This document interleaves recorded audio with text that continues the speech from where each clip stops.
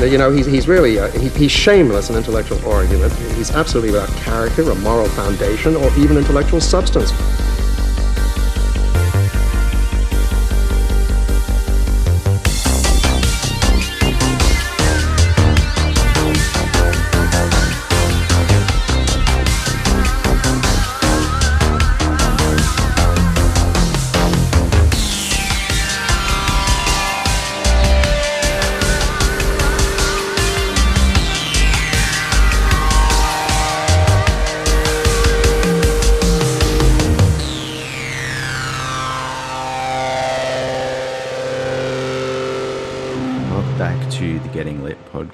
Last episode, we discussed Don DeLillo's White Noise with Eric and Mac, and this is another special episode where we will be talking about Wilkie Collins's The Moonstone, which is a wonderful book. And to help us do that today, we are joined by the great Alec Mouhibian of Filthy Armenian Adventures. Welcome, Alec.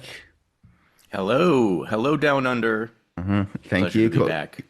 Yep, calling in from Wait, this is my LA. first time on the show? Yeah, it is. We were on yours last time. Yeah, we were on yours last time. Yeah, that's right. Where we discussed W. Somerset Maugham, which was hilarious. You coined the term, what was it, tendies and tea? Tendies and tea, yeah.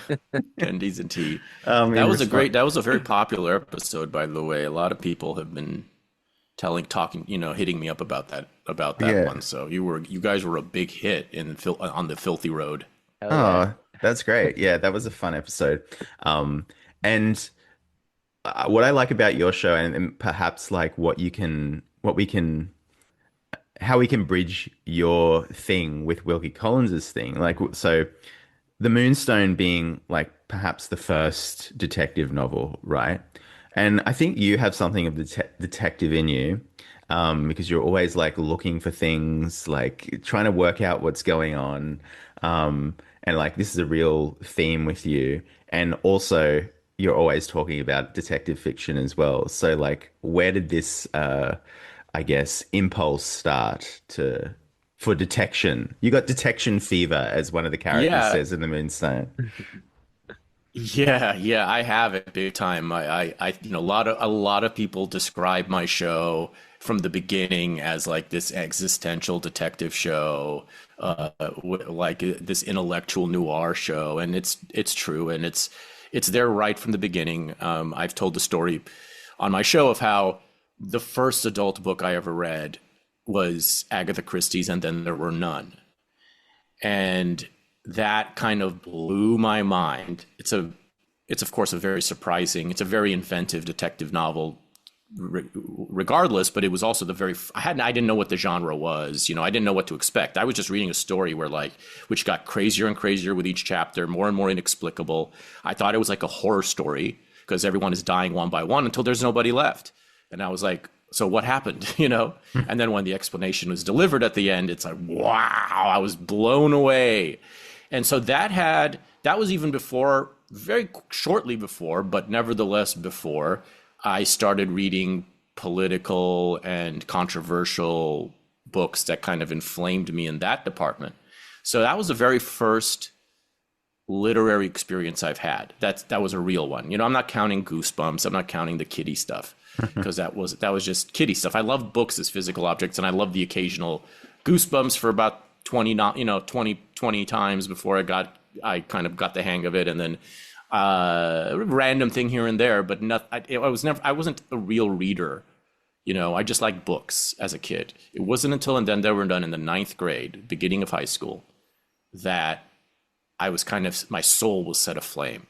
And the idea of, the tropes of a detective story are just fundamental to my worldview, where the truth is not what it appears to be, where the good people, the people who seem good on the surface, are not necessarily the ones who are innocent, and the ones who seem guilty on the surface, in their facade, are not necessarily the ones who are really guilty. And if you look at the fact that I've become a completely against the grain type of thinker. It's all it can all be explained in those elements of the detective story. So I love mysteries. I've taken it to in my life and in my like path many different levels. Like I think the riddle of existence is a mystery. I think the grand mystery of all is a mystery. I think that's what the essence of Christianity is. It's an acceptance of the mystery and of your place in it. And so it's basically tracked all throughout my intellectual existence, this like obsession with being kind of a detective. And yeah, and therefore I enjoy any kind of good, inventive, any creative spin on this genre. It's the genre that means most to me. And I'm not a real genre reader. I don't read other genres per se. I mean, I can't think of another genre that I care about. Sci-fi, don't care about it. Westerns, don't care about it. Not as, I mean, as a book. It's like I enjoy movies of any one of these things, but I horror, don't care about it book-wise.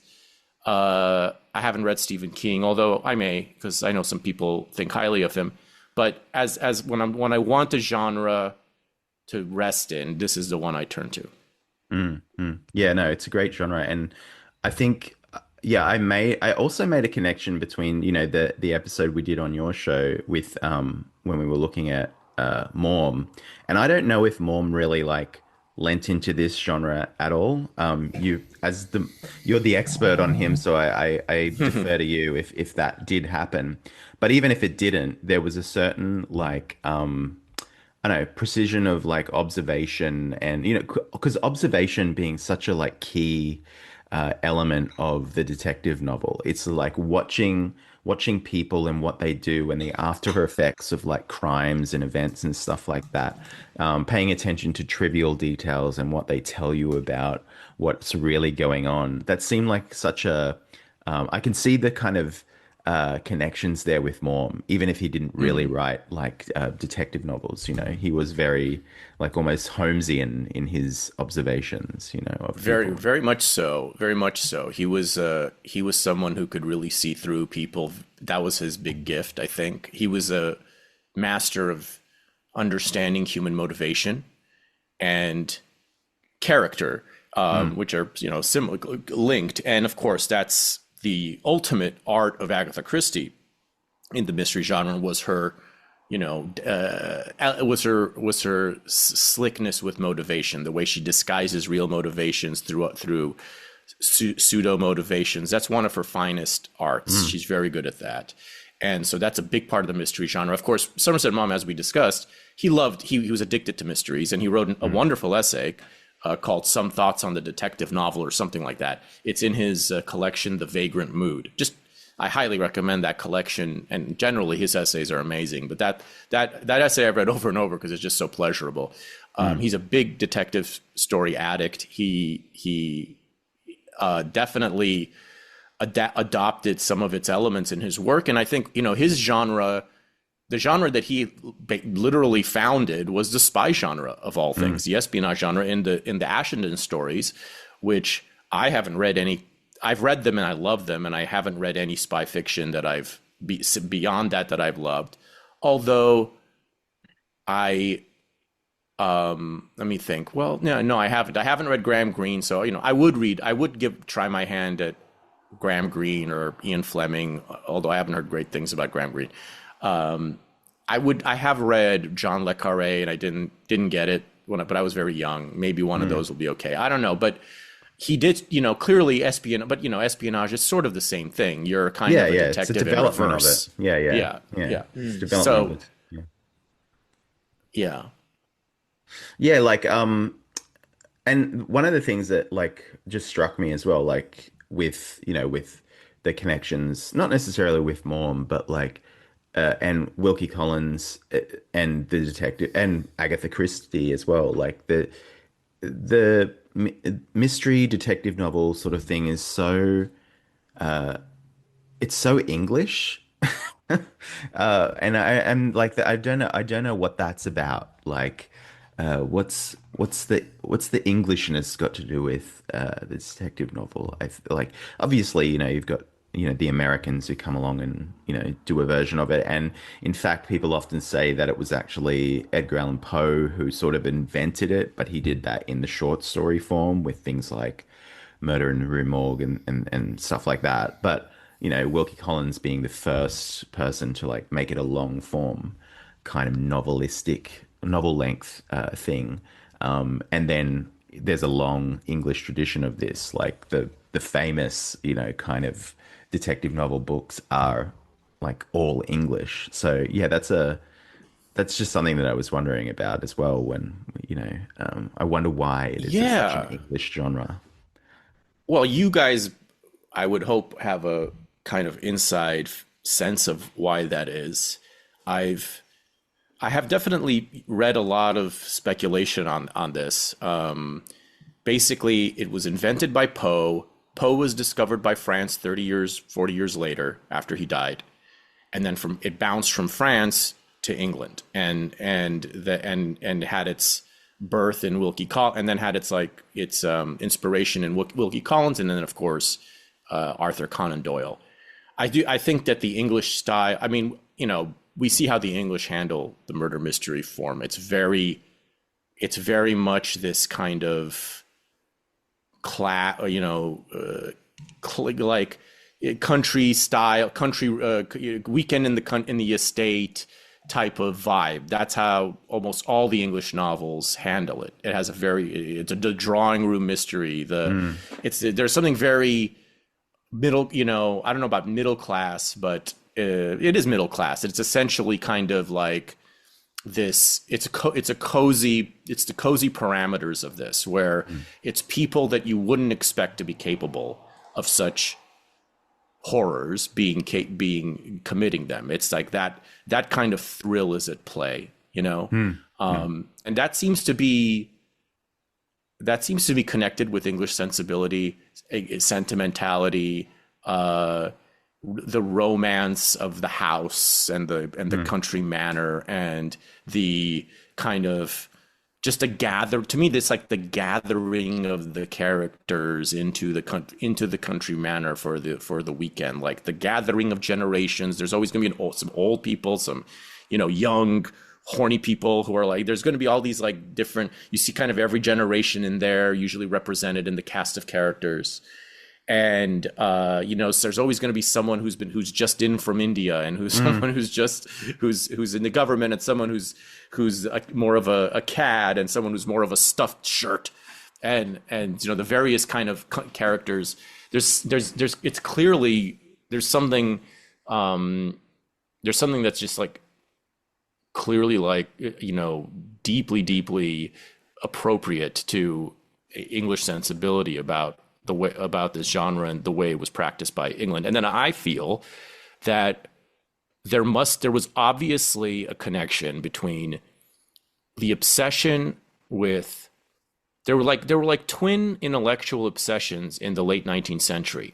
One was like supernatural seances. Arthur Conan Doyle's wife was a major spiritualist. Yeah, exactly. That was a big deal in that time, a big deal. And then at the same time, you had a sort of scientism that was also taking off, and they're very connected, these two things. They're both kind of ways of trying to solve. They're both ways of either of kind of like of trying to oversolve the mysteries of the universe. And it's easy to see how the detective story was kind of the perfect foil for the excesses of the spiritual side of things. You see these in a lot of the stories, especially in Sherlock Holmes, but including in Agatha Christie. There's a lot of setting up a supernatural situation, but it ends up having a perfectly scientific answer. That's a common trope in tale after tale after tale. You feel that it goes, and of course in Agatha Christie, there's a lot of people who the murderers are exploiting that too. There's a lot of seances and stuff where, which both the detectives are exploiting to kind of trap the murderers and so on. The ghosts are at play, but there are no actual ghosts in these stories. If there's ever an actual supernatural event in a detective story, it's no longer a detective story. You've violated the genre. So it's never ever happened. And so it's easy to see how it's like the yin and the yang of late 19th century intellectual fashions.